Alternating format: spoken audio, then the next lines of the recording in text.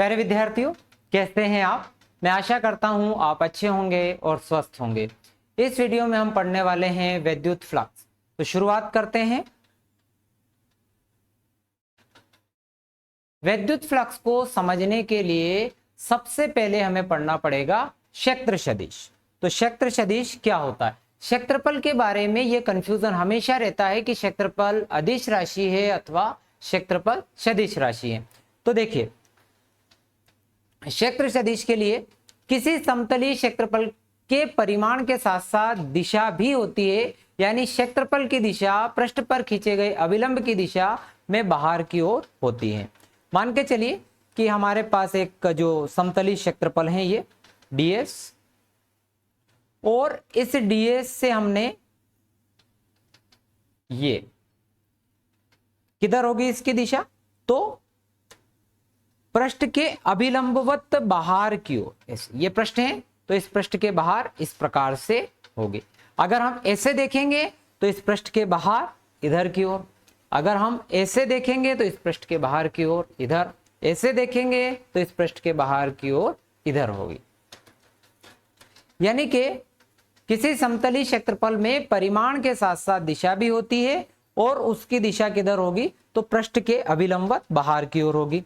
ये जो पृष्ठ है, अगर ये ds इसका क्षेत्र सदिश है, इसको हम यहां पर एक यूनिट वेक्टर एकांक सदिश माने, इसकी लंब की दिशा में मैंने एक एकांक सदिश n लिया, तो ये हो गया आपका क्षेत्रफल सदिश ds टू n कैप, ऐसे लिखेंगे।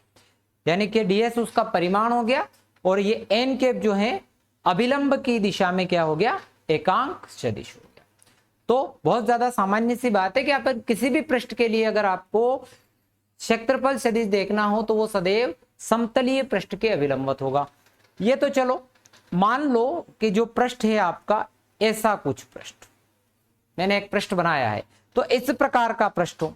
अब इस पृष्ठ में आपको क्षेत्रफल सदिश देखना है, तो इसके लिए आपको करना क्या पड़ेगा बच्चों कि यहां पर आप क्या करिएगा, एक छोटा सा समतलीय क्षेत्रफल आपको हमेशा इसकी कल्पना करना है, फिर उसकी दिशा बना दीजिए बाहर की ओर इस प्रकार से। तो ये था आपका क्षेत्रफल सदिश। तो देखो, इसको और समझने का प्रयास करें। एक उदाहरण से समझते हैं। मान लो कि एक आयत है और आयत की ये जो लंबाई है वो 3 मीटर है और इस आयत की चौड़ाई 4 मीटर है, ठीक। और ये आयत XY समतल में है। अब आप सामान्यतः अगर आयत का क्षेत्रफल निकालना हो तो हर कोई विद्यार्थी निकाल लेगा कि 3 गुणित 4 लंबाई गुणित चौड़ाई करके आप लोग आसानी से निकाल लिया कि आ गया 12। XY समतल में है तो अब इसमें दिशा किधर होगी? तो देखो, XY समतल में दिशा इसके ठीक लंबवत यानी कि Z अक्ष की ओर, यानी कि बाहर। हाँ, संभावना ये भी हो सकती है कि भाई ये प्लस में है या माइनस में, यानी ये जो दिशा है प्लस के भी हो सकती है, माइनस के भी हो सकती है। अब समझते हैं हम विद्युत फ्लक्स को। तो विद्युत फ्लक्स को समझते हैं। देखो, हमने वही पृष्ठ वापस लिया। मैंने माना कि इसमें यहां से ये बल रेखाएं जो प्रवेश कर रही है और ये बल रेखाएं यहां पर निकल रही। ये जो अलग कलर से आपको दिख रहा है ये इनका क्षेत्र सदिश हो गया ds। जितनी ज्यादा बल रेखाएं इस पृष्ठ से पास हो रही है, यहां पर देखें तो 1 2 3 4 बल रेखाएं पास हो रही, यानी कि जितनी बल रेखाएं पास हो रही हम कह देंगे कि उसका फ्लक्स उतना है। फ्लक्स का मतलब होता है प्रवाह, कितनी रेखाएं उसमें से गुजर गई, ठीक। क्योंकि जो विद्युत फ्लक्स है इसका सर्वप्रथम प्रयोग जो होता था वो द्रव गतिकी में होता था, तो वहां पर भी द्रव के जितना प्रवाह होता था उसे उसका फ्लक्स बोलते थे। तो हम यहाँ ये कहेंगे कि भाई किसी पृष्ठ से जितनी बल रेखाएं गुजरेगी वो उसका फ्लक्स हो गया। तो यहाँ एक चीज सीखने को मिली कि भाई किसी भी पृष्ठ से जितनी भी बल रेखाएं गुजर जाए उसे उसका फ्लक्स कहते हैं। बल रेखाओं की संख्या में हमने ये भी पढ़ा कि भाई जहां जितनी ज्यादा बल रेखाएं जिस पृष्ठ से गुजरेगी हम ये कहेंगे कि उसकी प्रबलता उतनी ही ज्यादा है, वहां पर विद्युत क्षेत्र उतना ही प्रबल है, ठीक। यानी कि यहां से जितनी ज्यादा रेखाएं किसी पृष्ठ से गुजरेगी उसका फ्लक्स उतना होगा। पर ये डिपेंड करेगा किस पर? ये डिपेंड करेगा उसके क्षेत्र सदिश पर। मैं ये नहीं कह रहा हूं कि भाई इसी प्रकार का शेप आपको मिले, मान लो ये शेप है तो इस शेप पर आप फिर क्या करो कि एक क्षेत्र सदिश हम लोग बना लें, जैसे डेल एस आपने बना लिया। अब इस डेल एस से जितनी रेखाएं गुजरेगी, यानी कि जो क्षेत्र अवयव है उस क्षेत्र अवयव से जितनी रेखाएं गुजरेगी उसे हम क्या कहेंगे, विद्युत फ्लक्स। तो यानी कि हम लोग यहाँ पर जो क्षेत्र अवयव मान लो हम डीएस लेकर चल रहे हैं, तो डीएस से जितनी रेखाएं गुजरेगी उसे उसका फ्लक्स। यानी विद्युत फ्लक्स दो चीजों पर निर्भर कर रहा है, एक तो उसके क्षेत्र सदिश पर और एक जो है वो बल रेखाओं की संख्या पर। यानी सामान्यतः अगर आपको परिभाषा लिखनी हो तो हम ये कहेंगे कि विद्युत क्षेत्र में स्थित किसी पृष्ठ की लंबवत दिशा में, किसी पृष्ठ की लंबवत दिशा में गुजरने वाली कुल बल रेखाओं की संख्या को या क्षेत्र रेखाओं की संख्या को उस पृष्ठ से संबद्ध विद्युत फ्लक्स कहते हैं और इसे हम फाई से दर्शाते हैं। यानी इस पृष्ठ से जितनी भी बल रेखाएं गुजरेगी कुल बल रेखाओं की संख्या को हम क्या कहेंगे, विद्युत फ्लक्स कहेंगे। और ये हम देखो क्योंकि ये क्षेत्रफल, ये हमारा जो पृष्ठ इस प्रकार से है तो इसका क्षेत्रफल अवयव, क्षेत्र अवयव इस प्रकार से होगा और विद्युत बल रेखाएं इसके कैसे जा रही है, समानांतर जा रही है। तो हम ये कहते हैं कि विद्युत क्षेत्र में किसी पृष्ठ के लंबवत दिशा में जितनी भी बल रेखाएं गुजरेगी उसे उसका क्या कहेंगे, हम विद्युत फ्लक्स कहेंगे। अगर 5 बल रेखाएं गुजर रही तो हम कहेंगे इसका विद्युत फ्लक्स 5 है, 10 गुजर रही तो हम बोलेंगे 10। पर एक और चीज आपको इंक्लूड करनी है कि भाई जो क्षेत्र अवयव है उससे कितनी रेखाएं गुजर रही है, ये भी अपने को ध्यान देना होगा। तो महत्वपूर्ण क्या है कि भाई जो क्षेत्रफल अवयव होता है उससे जितनी रेखाएं गुजरेगी वो उसका क्या है, विद्युत फ्लक्स है। ठीक, अब मान लो कि ये जो पृष्ठ हैं, अभी जो ये पृष्ठ आपका इस तरह से था, क्षेत्र सदिश के समानांतर था। अब मैंने इस पृष्ठ को थोड़ा सा ऐसे घुमा दिया, तिरछा कर दिया। ठीक, तो क्षेत्र सदिश, क्षेत्र अवयव भी अपना ऐसे हो गया है ना। अब इसका जो क्षेत्र सदिश है वो इस प्रकार से हो गया और बल रेखाओं की संख्या अब इसमें से जो पास हो रही थी वो क्या हो जाएगी, कम पास होगी। इस क्षेत्र अवयव से जो है बल रेखाओं की संख्या जितनी पास हो रही थी उसकी संख्या घट जाएगी, कम क्षेत्र रेखा इसमें से अब पास होगी। इसको वैसे भी समझ सकते हैं, मान लो आपने द्रव के प्रवाह को देखा होगा कि मान लो यहां से पानी इस प्रकार से बह के जा रहा है, इससे पानी बह के जा रहा है ना, इस प्रकार से पानी बह के इधर जा रहा है बहुत। अब आप क्या करो, इसको ऐसे तिरछा कर दो, इसके अंदर से होके पानी बह के जा रहा है, मान के चलो ये पाइप समझ लो इसको, इस पाइप से पानी बह के जा रहा है। अब इस पाइप को आप धीरे धीरे धीरे धीरे धीरे ऐसे करेंगे तो इस पाइप से जो पानी का प्रवाह है वो क्या होता जाएगा, कम होता जाएगा।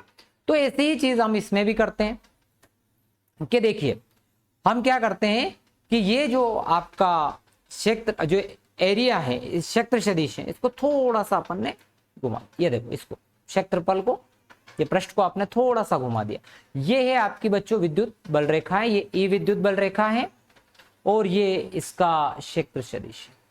ठीक, इन दोनों के बीच का यहां कोण हमने ले लिया थीटा।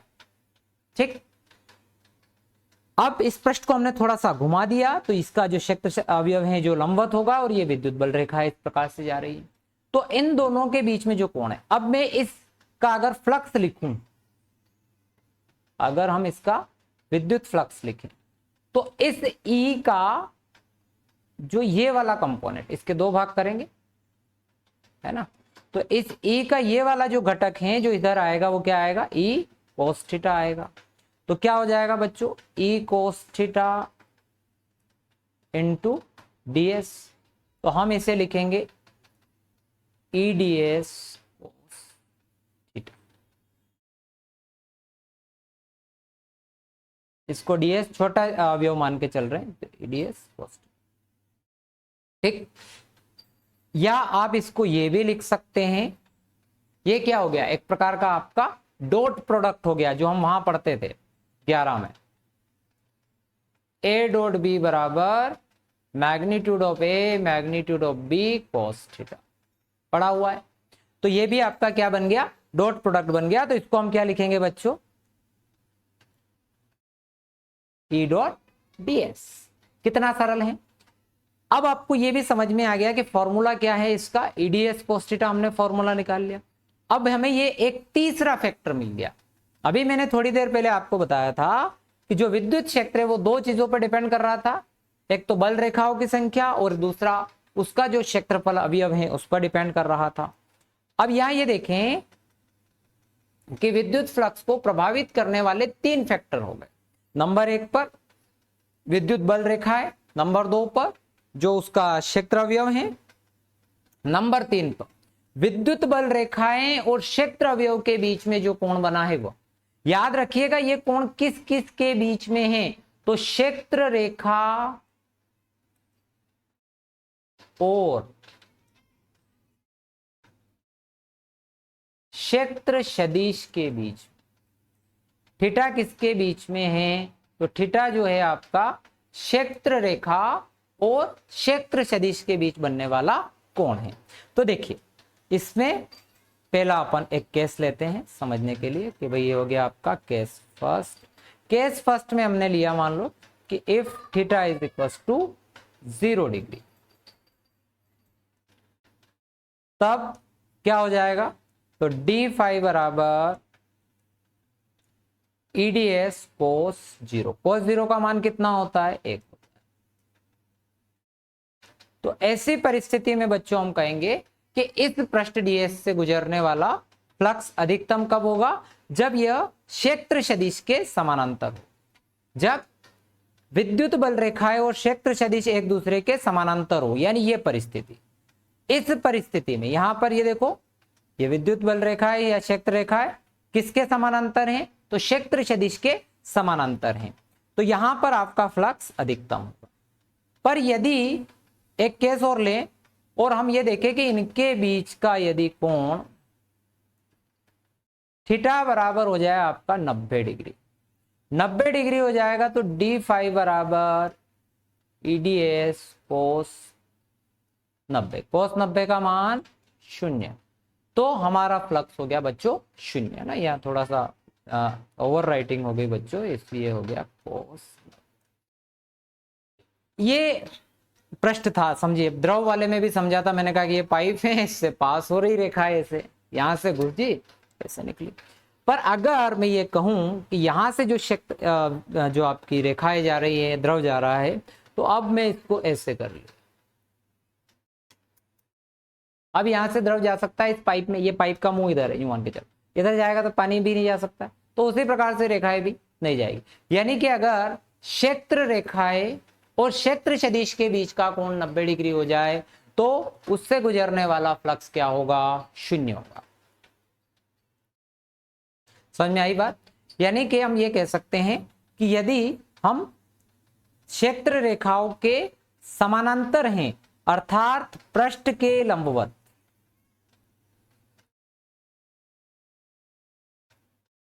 क्योंकि हमारा पृष्ठ तो इस कंडीशन में है, ठीक है, ये पृष्ठ है, तो हम क्षेत्र रेखा है कैसे, ये क्षेत्र सदिश ऐसे लंबवत होता है, और हमारी रेखाएं भी कैसे जा रही, ऐसे। तो हम ये कह रहे हैं कि पृष्ठ के लंबवत, ये पृष्ठ है भैया, इस पृष्ठ के तो लंबवत जा रही है ना बल रेखाएं ऐसे, पर ये क्षेत्र सदिश है इसके समानांतर, ठीक है। उसी प्रकार से उधर वाले में भी देख लो कि अगर ये लंबवत हैं, यानी कि हम पृष्ठ के कैसे चलेंगे, समांतर।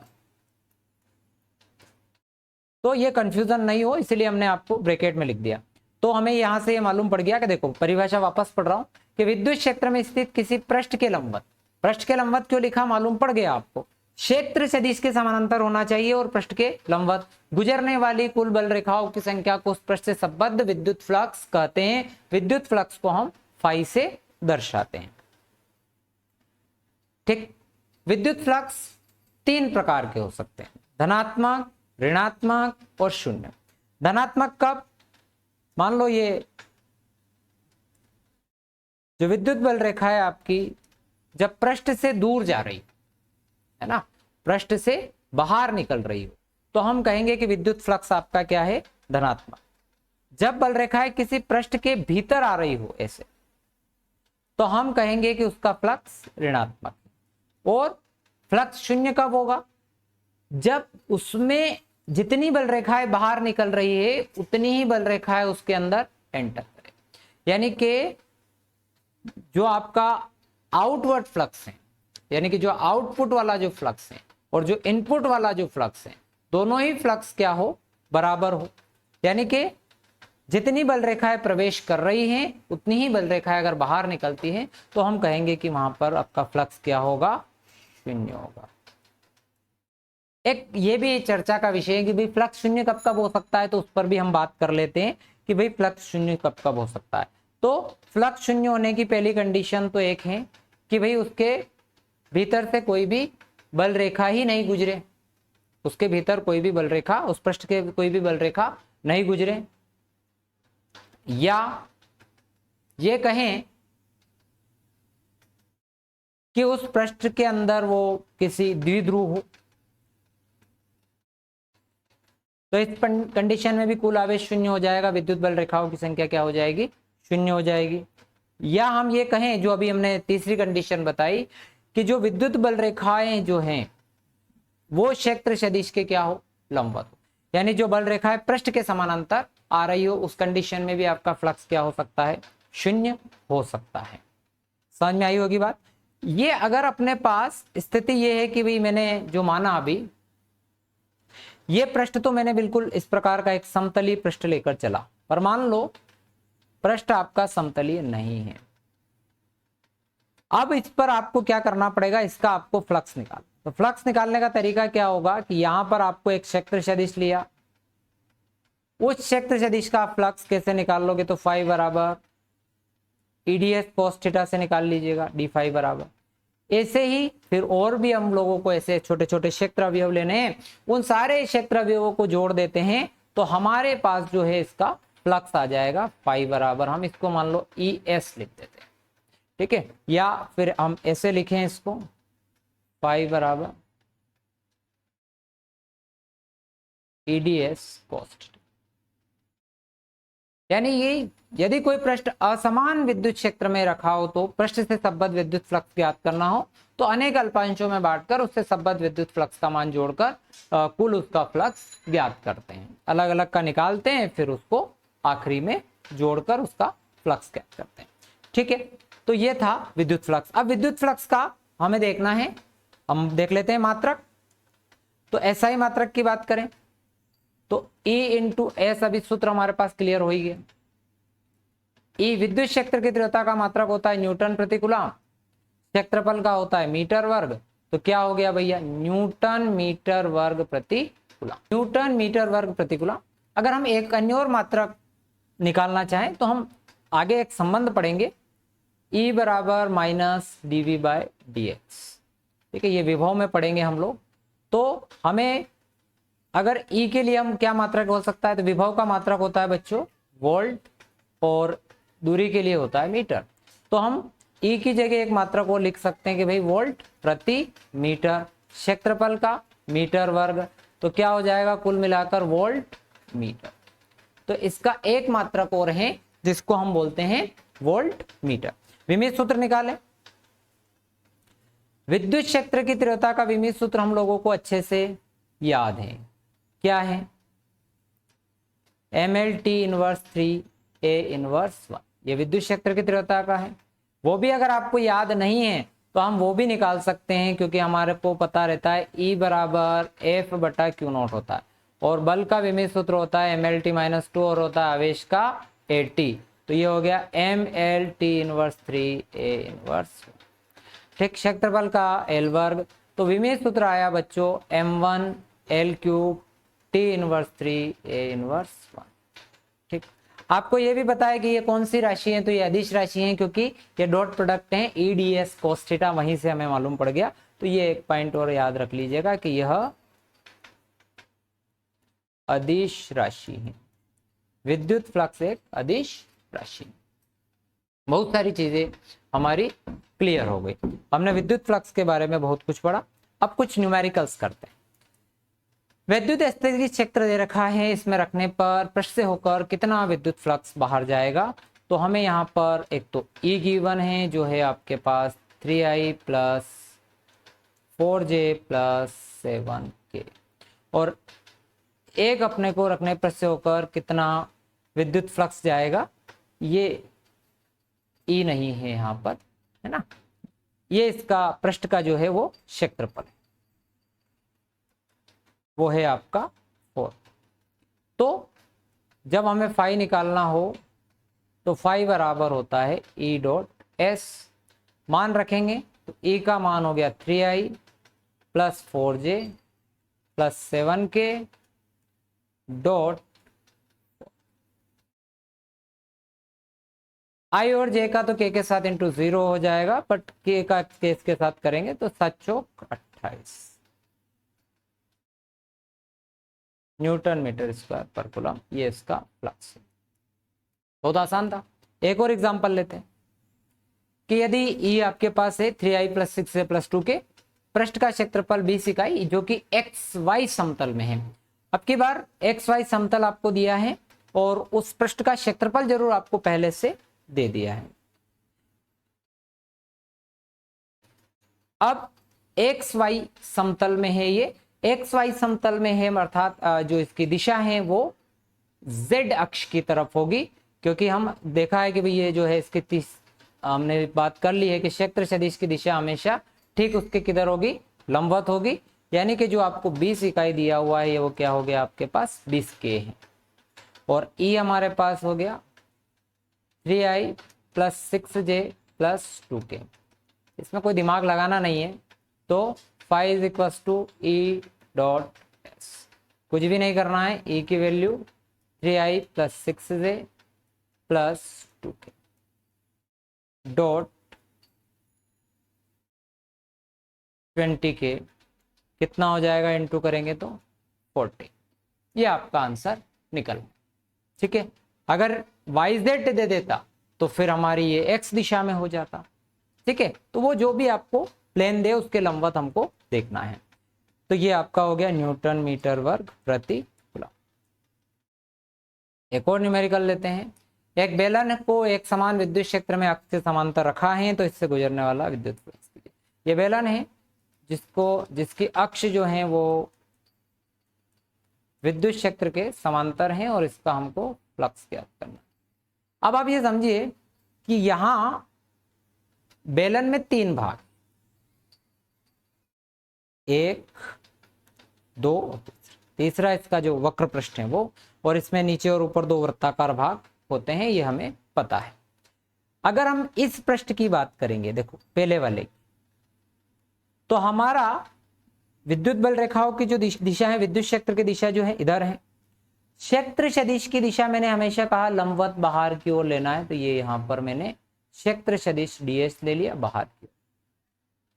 सेकेंड वाले के लिए लेंगे तो क्षेत्र सदिश ds।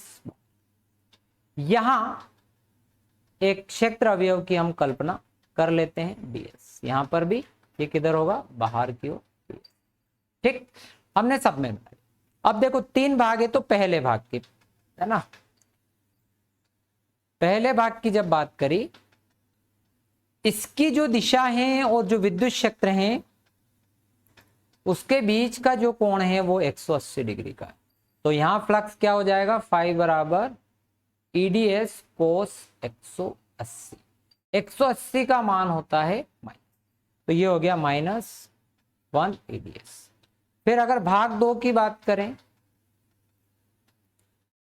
तो यहां पर भी फाई बराबर कोस, यहां ई की दिशा और ds की दिशा सेम है, यानी कि यहां क्या हो गया 0, तो ये हो गया प्लस EDS।